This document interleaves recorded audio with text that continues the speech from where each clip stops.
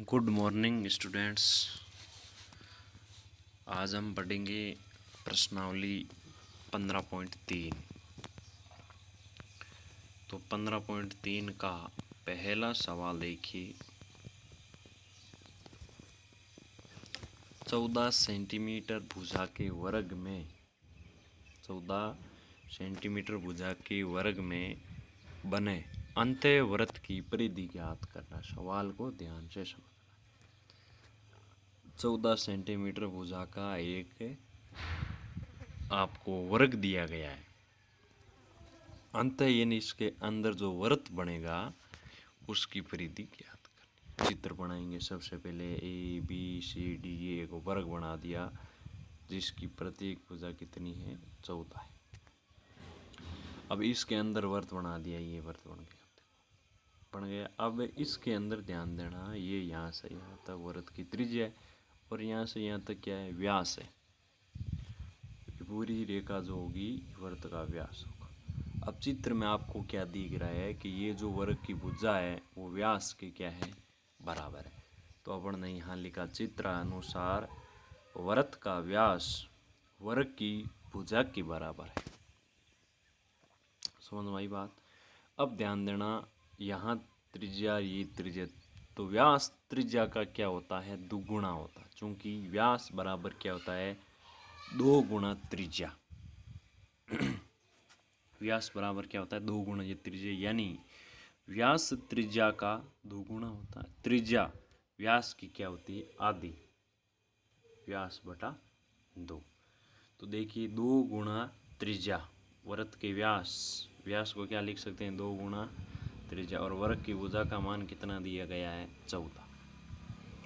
अब ज्ञात अपने को त्रिज्या करनी है तो ये 2 बट्टा में भेज देंगे 14 के, तो 14 बट्टा 2 यानी कितना आया, 7 सेंटीमीटर। अपने ज्ञात करनी वृत्त की परिधि, और वृत्त की परिधि ज्ञात करने के लिए त्रिज्या की आवश्यकता होती है। किसकी आवश्यकता होती है, त्रिज्या। त्रिज्या हमने ज्ञात कर ली, त्रिज्या आ गई 7 सेंटीमीटर। अब अपन सूत्र लगा देंगे वृत्त की परिधि का सूत्र। वृत्त की परिधि का सूत्र होता है 2πr।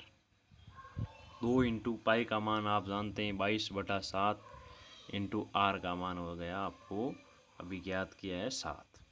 ये 7 से 7 कैंसिल हो गया, 2 को 22 से गुणा किया 44। तो वृत्त की परिधि जो वर्ग के अंदर वृत्त बना है इसकी परिधि का मान कितना आ गया, 44 सेंटीमीटर। समझ में आ गया होगा। वृत्त का व्यास वर्ग की भुजा के बराबर है। आपको चित्र अनुसार, चित्र के अनुसार आपको यहाँ लिखना है। ध्यान से वीडियो को समझा करो। यदि एक बार में समझ में नहीं आता है तो उसको दोबारा देख लिया करो, कोई दिक्कत वाली बात नहीं है। दूसरा सवाल, किसी वृत्त की परिधि वह त्रिज्या का अंतर 74 सेंटीमीटर। ध्यान से समझना आप। सवाल यदि पढ़ लिया ध्यान से, सवाल में ये समझ में आ गया कि क्या दिया हुआ है और क्या पूछा जा रहा है, तो आपको सवाल ऑटोमेटिकली सही हो जाएगा। सूत्र याद है तो। किसी वृत्त की परिधि और त्रिज्या का अंतर 74 सेंटीमीटर। परिधि 2πr, त्रिज्या r, दोनों को अंतर बराबर में कितना है, 74। तो वृत्त का क्षेत्रफल ज्ञात करना। तो ज्ञात करना आपको सिद्ध दिख रहा है, ज्ञात क्षेत्रफल करना। तो क्षेत्रफल ज्ञात करने के लिए किसकी जरूरत होगी, त्रिज्या की जरूरत होगी। त्रिज्या या तो दी गई होगी या नहीं दी गई होती, उसके लिए कुछ न कुछ आपको यहाँ मान दिया गया। तो वृत्त की परिधि माइनस त्रिज्या बराबर कितना हुआ, 74। यानी वृत्त की परिधि आपको प्रश्न में कहा गया है कि वृत्त की परिधि और त्रिज्या दोनों को अंतर अंतर यानी माइनस मान कितना दिया हुआ है, 74 दिया। वृत्त की परिधि का सूत्र होता है 2πr, त्रिज्या होती है r, बराबर कितना दिया गया है, 74 सेंटीमीटर। 2πr माइनस r, इन दोनों में से r कॉमन ले लिया क्योंकि दोनों जगह r उपस्थित। अंदर बच गया 2π माइनस 1 बराबर 74। r पड़ा है 2 इंटू पाई का मान 22/7 माइनस 1।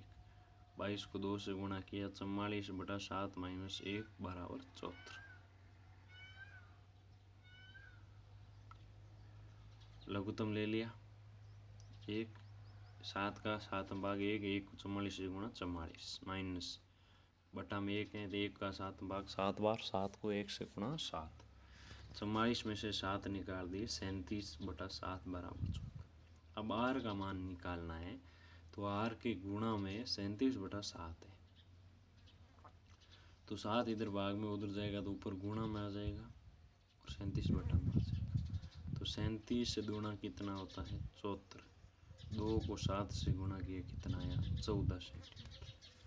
तो आपके त्रिज्या का मान, जिसकी सहायता से आपको क्षेत्रफल ज्ञात करना है, उस त्रिज्या का मान आपके पास में 14 सेंटीमीटर। तो अब आपको सूत्र लगाना है वृत्त का क्षेत्रफल। वृत्त के क्षेत्रफल का सूत्र होता है पाई आर स्क्वायर, पाई यानी 22/7, आर यानी 14 गुणा 14, तो 7 से 14 कट गया 2 बार, फिर बच गया 22 गुणा 2 गुणा 14, 22 को 2 से गुणा किया 44 गुणा 14 यानी 616, यानी जो वृत्त का क्षेत्रफल पूछा गया था उसका मान कितना आया 616। यदि सेंटीमीटर में दिया गया है तो सेंटीमीटर स्क्वायर हो जाएगा क्षेत्रफल है, यदि मीटर में दिया गया होता तो मीटर स्क्वायर हो जाता। सवाल नंबर 3, ध्यान से पढ़ें, ध्यान से समझें। दी गई आकृति 15.14, जो आपको सामने आकृति दिख रही है 15.14 में वृत्त का केंद्र O है, ये वृत्त का केंद्र क्या है O है, कोण ए ओ और बी, ए ओ बी, ये कोण आपको 90 डिग्री दिया हुआ है। O है, ये O ए यानी त्रिज्या हो गई, त्रिज्या कितनी दी गई है 3 सेमी। छायांकित भाग का क्षेत्रफल ज्ञात करना है, जो ये छायांकित भाग है नीचे वाला, आपको छायांकित किया हुआ है ना डैश डैश डैश से, इसका क्षेत्रफल। तो सबसे पहले दिया हुआ मान लिख दिया हमने, थीटा दिया गया 90 डिग्री और त्रिज्या दी गई है 3 सेंटीमीटर। तो अब ये जो नीचे दिख रहा है आपको भाग है, ये कैसा भाग है, त्रिज्यखंड है, वृत्तखंड है, यह है आपका वृत्तखंड, इसको क्या बोलते हैं वृत्तखंड। तो आपको यहाँ वृत्तखंड का सूत्र लगाना है, छायांकित भाग का क्षेत्रफल बराबर वृत्तखंड का क्षेत्रफल। तो वृत्तखंड का क्षेत्रफल आपको याद होगा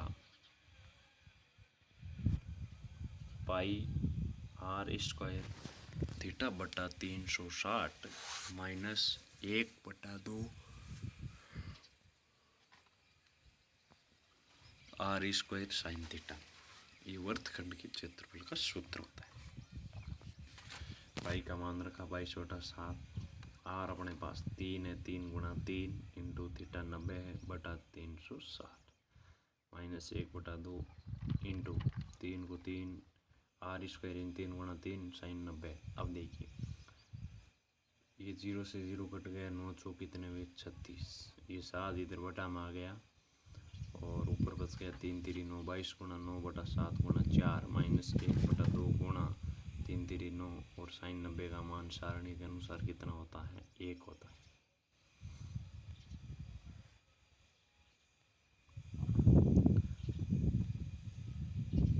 तो 22 गुणा 9 198, 7 गुणा 4 हो गए 28,